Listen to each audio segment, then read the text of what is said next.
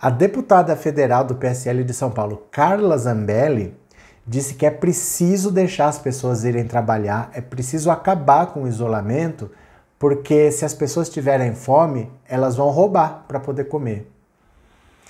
Essa frase assim é tão problemática que eu nem sei exatamente por onde que eu começo, mas a gente precisa conversar um pouco, então vem comigo.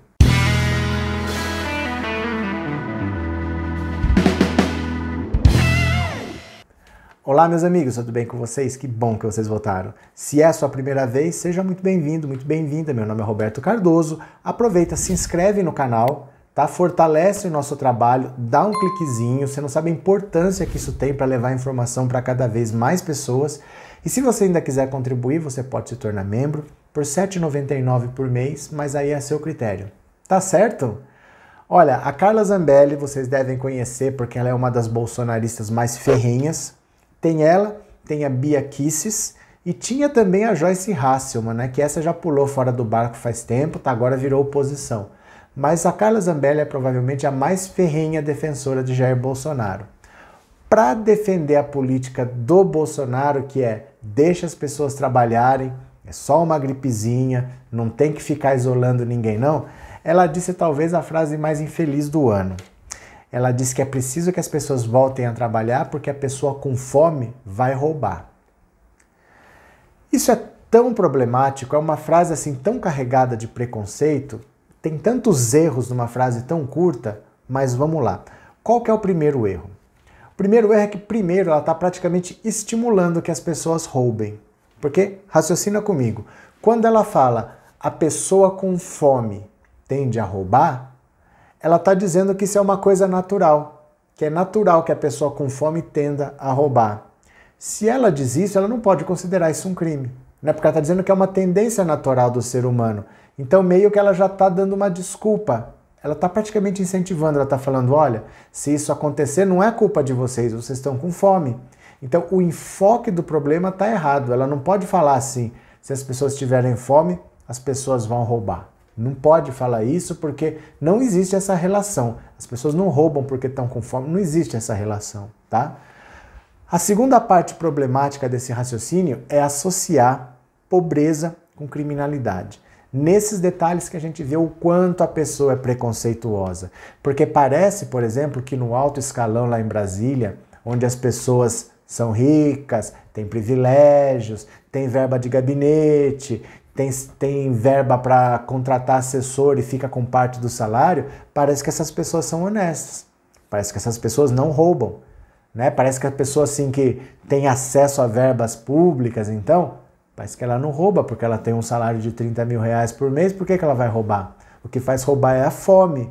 Então o pobre é ladrão, o rico não. E vocês percebem a gravidade disso, associar pobre com violência, com roubo? Até porque se no Brasil, infelizmente, a gente tem tanta gente que passa necessidade, tanta gente que se priva de tanta coisa, né? A mãe que deixa de comer para dar para os filhos, isso infelizmente é uma coisa tão comum? Não era. Foi assim a história do Brasil o tempo todo.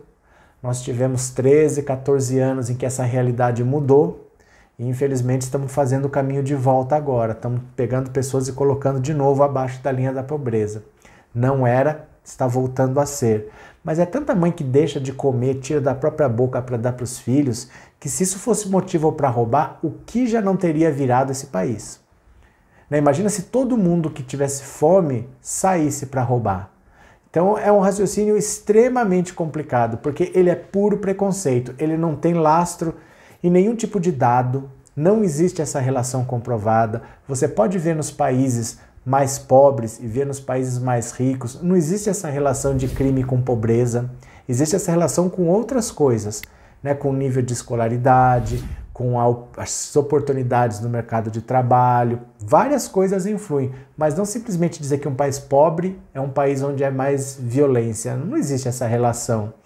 E mais do que isso, gente, quando ela fala isso, quando ela adota esse discurso, não é uma coisa exclusiva dela. O Roberto Justus, quando ele também foi defender que as pessoas voltassem a trabalhar, lembra aquela declaração infeliz dele dizendo que só ia morrer velhinho e pessoa que já está doente? Ele falava, poxa, se a pessoa perder o emprego, ficar desesperada, a pessoa pode até se matar. Ele disse que falou com um sorveteiro e o sorveteiro falou para ele assim: eu não sei se eu vou morrer do vírus ou se eu vou morrer de fome.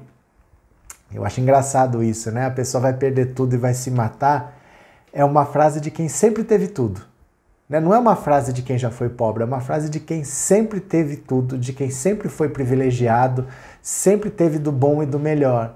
Porque quando a gente vê alguém realmente perder tudo e se matar, são aqueles caras que especulam na bolsa, colocam todo o dinheiro numa ação, não sei do que, e dá tudo errado, a bolsa despenca, acontece alguma coisa e o cara perde tudo. Esses caras se matam.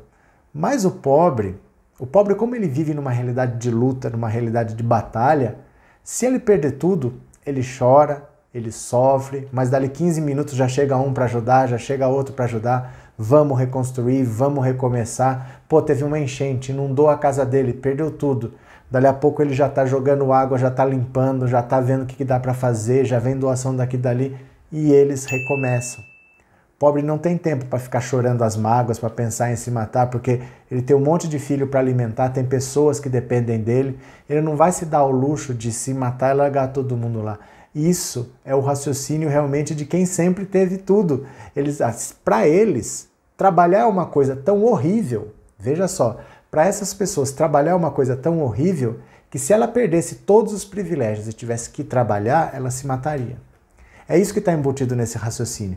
Quando ele fala, se a pessoa perder tudo, ele pode até se matar, trabalhar é uma coisa tão horrível que se eu perder o dinheiro que me garante que eu não precise trabalhar, mesmo sem trabalhar eu tenho dinheiro trabalhando por mim, se eu perder eu me mato, porque eu não vou trabalhar. Eu não vou ter horário para entrar e sair. Eu não vou ter que prestar conta para ninguém. Sou eu que mando, eu não sou para ser mandado.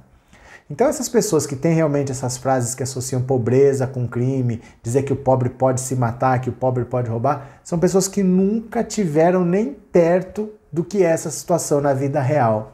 E essa Carla Zambelli, ela é uma figura realmente bem estranha, porque ela apareceu do nada nos protestos contra a Dilma, ninguém sabia quem ela não era da política nem nada, mas ela fundou aquele movimento nas ruas, então ela estava toda hora lá em cima daqueles trio elétricos lá, comandando o grito de guerra. Mas, por exemplo, ela era do Fêmen. Você sabe aquele grupo Fêmen, que aparece aquelas meninas que lutam pelo direito das mulheres, às vezes elas aparecem com o peito de fora? Ela era do Fêmen, dá uma olhada. Ela era do Fêmen.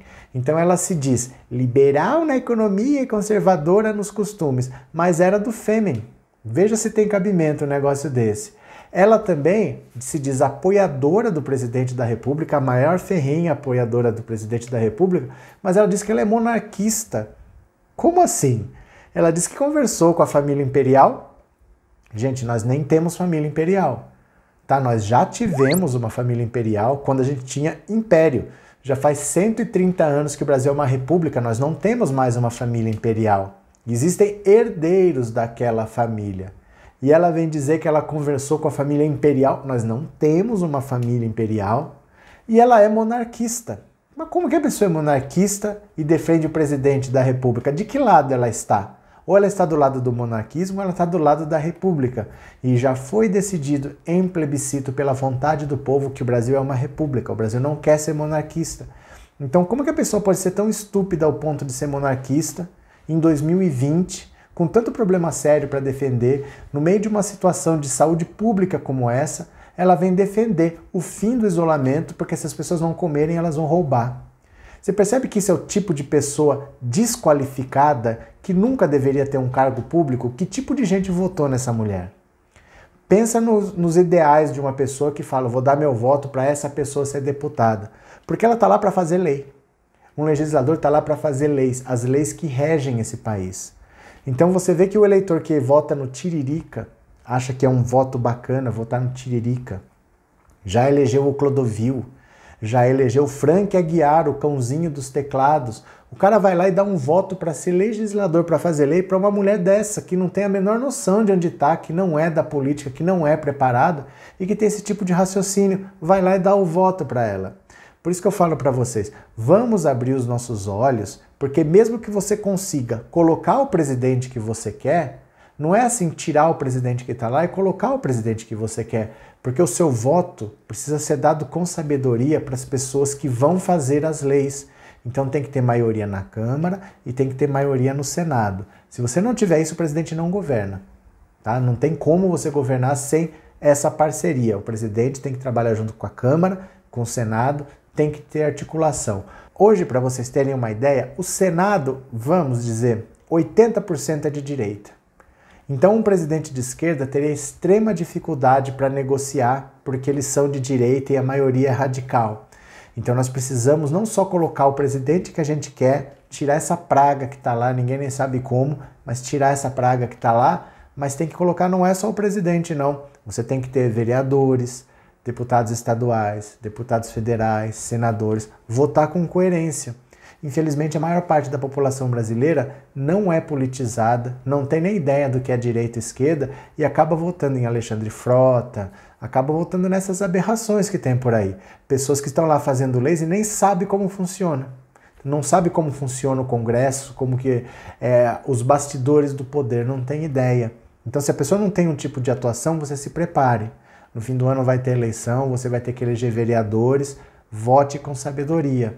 Uma mulher como essa Carla Zambelli, falando os absurdos que ela fala, com imunidade parlamentar, com foro privilegiado, com verba de gabinete, com salário alto, é um absurdo. Ela transpira preconceito. E o preconceito é contra você, é contra mim, é contra pobre, porque ela não se considera pobre. Está lá mamando nas tetinhas do dinheiro público, com um empreguinho que ela arrumou por 4 anos, e falando esses absurdos que ela fala da população trabalhadora do Brasil. É revoltante, tá? Não aceitemos isso. Abra seu olho que no final do ano tem eleição. Tá certo? Então é isso, um grande abraço para vocês e eu já fui!